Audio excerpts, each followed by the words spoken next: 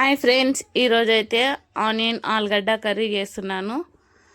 First అయితే కడాయి పెట్టుకొని oil వేసుకొని అందులో కొంచెం ఆవాలు జీలకర్ర 2 ఎండుమిరపకాయలు వేసుకొని ఒక 4-5 ఉల్లిగడ్డలు కట్ చేసి పెట్టుకున్న 2 పచ్చిమిర్చి అవి వేగంగానే వేసేసుకొని కలిపేసుకొని కొంచెం మూత పెట్టుకొని మధ్య మధ్యలో కలుపుకుంటా మంచిగా కలుపుకోవాలి. అప్పుడు మళ్ళీ ఒక 2 పెద్ద సైజు ఆలుగడ్డలు కట్ చేసి పెట్టుకోవాలి, అవి కూడా అందులోనే వేసుకొని కొంచెం పసుపు కొంచెం అల్మిల్లిగడ్డ వేసుకొని 2 టమాటాలు కట్ చేసి పెట్టుకున్నాను, అవి కూడా అందులోనే వేసేసుకొని సిమ్లో పెట్టుకొని ఒక 10-15 నిమిషాలు మగ్గనిచ్చుకోవాలి.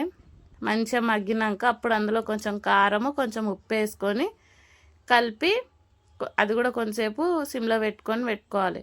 పెట్టుకున్నాక కొంచెం గ్రేవీకి సరిపోయేంత వాటర్ వేసేసుకోవాలి. వాటర్ వేసుకొని ఆలుగడ్డ ఉడికిందా లేదా చూసుకోవాలి. ఒకసారి చూసుకున్నాక ఉడికిపోయింది అన్నప్పుడు ఇంత గరం మసాలా వేసుకోవాలి. కొంచెం కొత్తిమీర కరివేపాకు వేసుకున్నామంటే